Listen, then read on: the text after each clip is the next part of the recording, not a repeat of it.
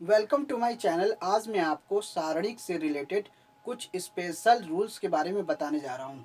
तो यहाँ पे सारणिक को हम इंग्लिश में डिटर्मिनेंट्स कहते हैं। इसका ये फॉर्म होता है जिसके फॉर्म में A1 B1 C1 A2 B2 C2 A3 B3 C3 ये रूप होता है। हमें इसकी वैल्यू निकालनी है। इस तरीके से निकलता है। अगर हमें A1 की अगर हम इसकी वैल्यू निकालनी है A1 की, इसका एक्सपेंडेड फॉर्म जो होता है वो ये होता है। A1 अगर हमें निकालना होगा तो ये वाली लाइन और ये वाली लाइन छोड़नी होती है। तो ये वाली लाइन हमें इस वाले को हमें लेना होता है। B2 C3 B2 B3 C2 C3 ये आया। अब यहाँ पे देखो, पहला हमने साइन लिया यहाँ पे प्लस, तो इसलिए प्लस लिया। यहाँ पे क्या है, साइन माइनस। इसका ये जो रूप है साइन लेने का इस तरीके से होता है।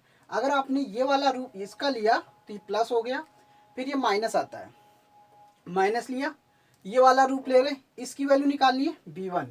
तो B1 का जो रूप होगा उपसारणिक, अगर हमें किसी भी नंबर्स का अगर हमें उसका सारणिक लेना, उपसारणिक लेना है, तो यानी कि उसके सामने वाली जो लाइन होती है वो छोड़ना होता है, उसके बगल वाली लाइन को छोड़ना होता है।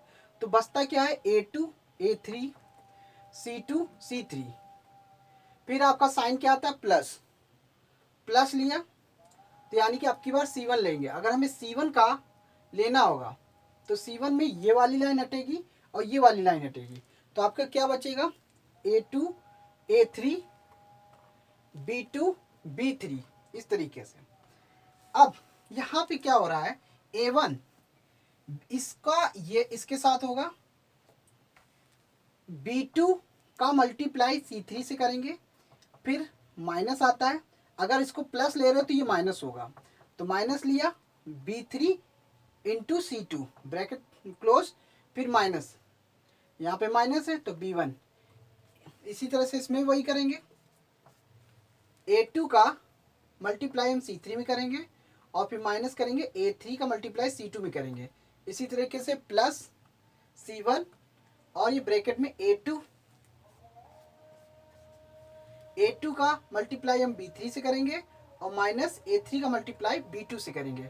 साइन लेने का जो प्रोसेस होता है वो ये होता है, इसके अकॉर्डिंग हमें साइन लेना है।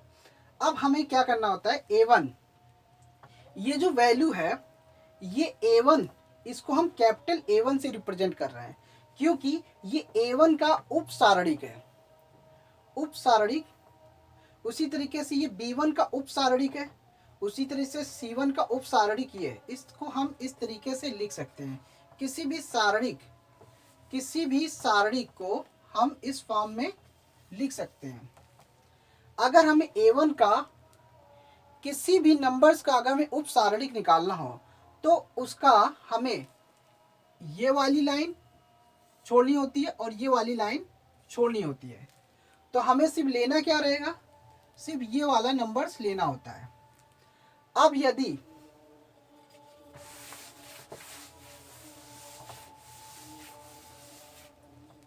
जैसे A1 A2 A3 B1 B2 B3 C1 C2 C3 ये दिया हुआ है, इसको हम इसके अकॉर्डिंग लेते हैं। इसको हम प्लस लेते हैं, ये minus plus, minus plus, minus plus, minus plus, इस तरीके से हमें साइन को रिप्रेजेंट करना होता है।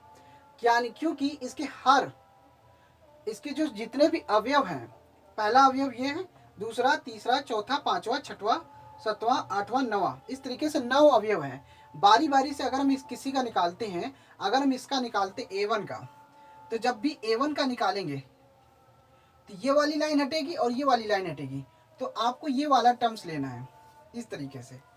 और जब आपको अगर B1 वाला लेना है तो ये लाइन हटेगी, ये वाली लाइन आपको छोड़ना होता है, ये वाली लाइन छोड़ना होता है। आपको ये लेना होगा, ये वाला टर्म्स लेना होता है, A2 अपॉन A3 और C2 अपॉन C3। अगर आपको C1 लेना है तो C1 का ये वाला टर्म्स छोड़ना होता है और C1 के इधर वाला टर्म्स छोड़ना होता है। तो आपको लेना क्या होगा, A2 अपॉन A3, A2 और A3 और B2 और B3। इस तरीके से हम सारणी के रूप में ले सकते हैं। किसी भी अगर हमें A1 का उप सारणिक निकालना हो तो A1 का इसका इस लाइन को छोड़ के ये वाला छोड़ के ये वाला उप सारणिक कहलाता है। तो कहने का मतलब ये है किसी भी अवयव का अगर हमें सारणिक निकालना है, अगर B1 का निकालना होगा तो ये वाली लाइन छोड़ के ये वाली लाइन छोड़ के आपका ये वाला लाइन और ये वाली लाइन आपको लेना होगा सारणिक में। तो बचा हुआ जो भाग होता है वो उप सारणिक कहलाता है। अब बात आती है इसमें उप सारणिक तो बता दिया, क्योंकि अगर किसी भी नंबर का उप सारणिक अगर लेना है तो इसमें हम आपको ये देखना होता है A1, A2, A3, B1, B2, B3, C1, C2, C3। अब देखिए यहाँ पे ये वाली जो लाइन होती है इसको कहते हैं कॉलम, इसे हम कहते हैं कॉलम फर्स्ट। ये जो लाइन होती है इसको कहते हैं कॉलम 2, ये जो लाइन होती है इसे कॉलम 3। तो कहने का मतलब ये वाली लाइन आपकी कॉलम फर्स्ट, ये वाली लाइन आपकी कॉलम 2 और ये वाली लाइन आपकी कॉलम 3। इस तरीके से हम इसको C1 से रिप्रेजेंट कर सकते हैं, इसको C2 से, इसको C3 से। तो जो वर्टिकल शेप में होता है नंबर्स उसको हम कॉलम के रूप में लेते हैं। और जब आपका इस तरीके से होता है हॉरिजॉन्टल में, अगर आपको ये हॉरिजॉन्टल शेप में जो होता है इसको हम R1 कहते हैं, इसको हम R2 कहते हैं, इसको हम R3 कहते हैं। इस तरीके से हॉरिजॉन्टल लाइन में अगर आप ले रहे हो तो वो R1 होता है, और सेकंड वाली लाइन हॉरिजॉन्टल में लेंगे तो R2 हो गया, थर्ड वाली लाइन जो होती है वो R3 हो जाती है। और उसी तरह से अगर वर्टिकल शेप में ले रहे हैं, वर्टिकल का जो फर्स्ट लाइन है वो C1 होगा, वर्टिकल का सेकेंड लाइन जो होगा वो C2 होगा, वर्टिकल का जो थर्ड लाइन होता है वो C3 होता है। तो हमेशा कभी भी नंबर का वर्टिकल फॉर्म होगा तो कॉलम में होता है, हॉरिजॉन्टल फॉर्म जो होता है वो रो में होता है। इसको हम कह सकते हैं R को रो, C को कहते हैं कॉलम, इसे हम कॉलम में लेते हैं। C मतलब कॉलम, R मतलब रो। अब बात आती है यहाँ पे उप सारणिक तो हो गया, और सहगुणनखंड क्या होता है? सहगुणनखंड क्या होता है? सहगुणनखंड में क्या होता है, किसी भी जैसे उप सारणिक होता है, किसी भी नंबर का अगर हम कोई भी उसका सारणी निकालना है, उसके उस लाइन को छोड़ देते हैं और उसकी उस वर्टिकल लाइन को हॉरिजॉन्टल लाइन को छोड़ते हैं, वर्टिकल लाइन को छोड़ते हैं, तो बचा हुआ जो भाग होता है वो उसका उप सारणी कहलाता है। सहगुणनखंड में क्या आता है? सहगुणनखंड में ये फिक्स नहीं होता, इसमें प्लस लगेगा कि माइनस लगेगा, इसी हिसाब से देखते हैं। जैसे ये A1 है और ये B1 है, ये C1 है, ये A2 है, ये B2 है और ये C2, ये A1 B1, ये A3 B3 और ये हो गया C3, ये दिया हुआ है।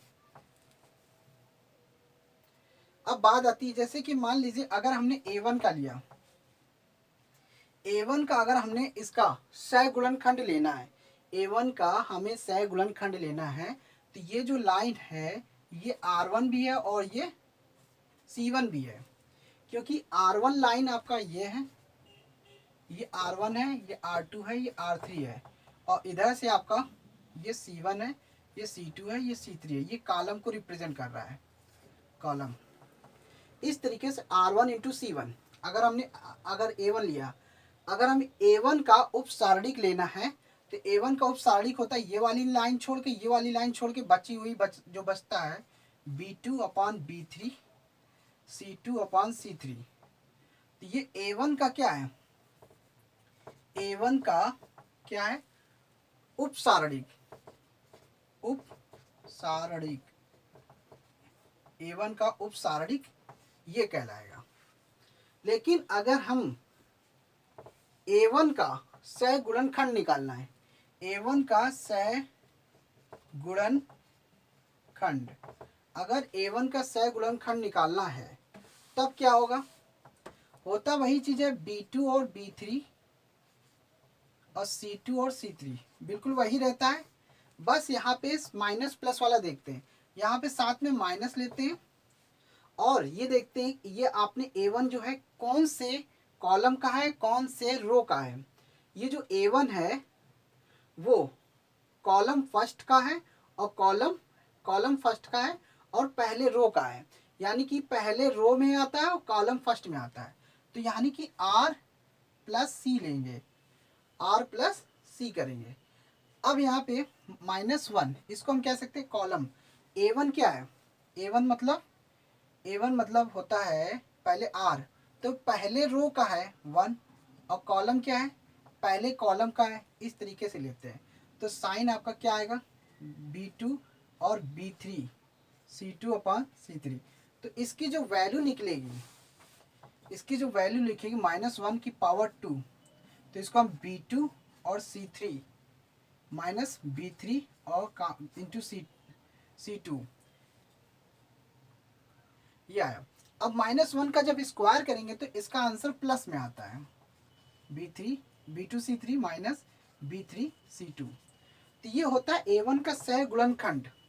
तो जब हमें A1 का सह गुणनखंड निकालना होगा तो इस तरीके से निकलता है।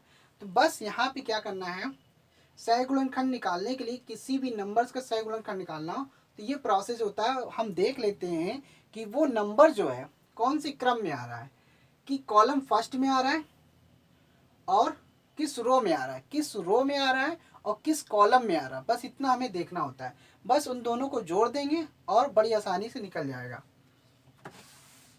ये सह गुणनखंड। इसको हम या तो ऐसे भी समझ सकते हैं, A1। अब A1 मतलब क्या? A11, A12, A13,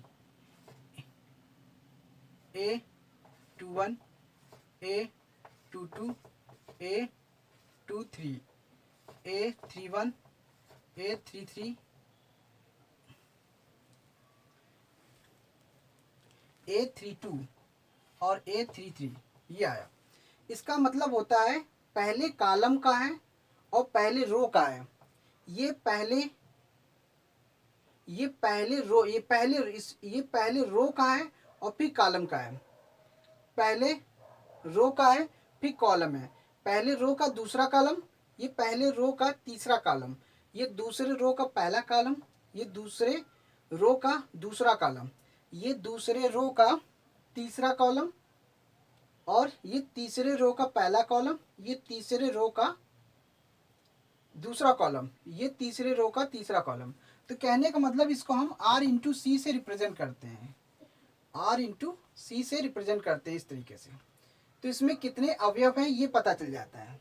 अगर मान लीजिए इसमें कॉलम कितने हैं, इसमें कॉलम है R कितने हैं, इसमें रो है 3, इसमें रो है 3 और इसमें कॉलम कितने हैं 3। तो इसके अवयवों की संख्या कितनी होंगी? इसके अवयवों की संख्या अगर निकालनी है तो टोटल 9 होती है, यानी कि 3 इंटू 3 इक्वल टू 9।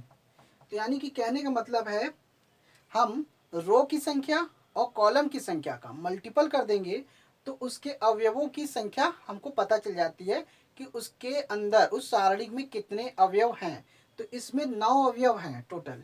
तो कहने का मतलब R इंटू सी से हमें पता चल जाता है कि उस सारणी में कितने अवयव हैं। अब बात आती है कि अब किसी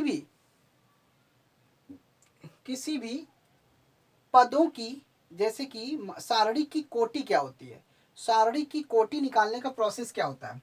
जितने पदों सबसे पहले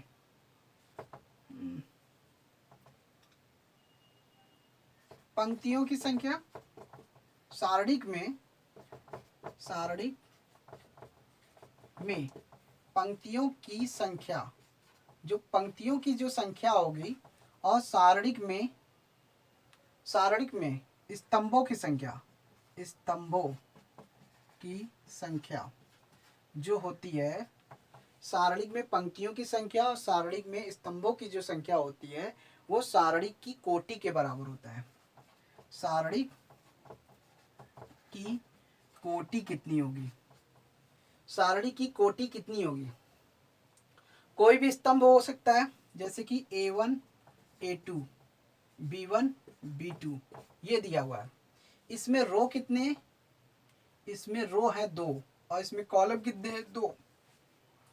तो पंक्तियों की संख्या है 2, तो स्तंभों की संख्या भी 2 है, तो सारणी की संख्या भी 2 ही होगी।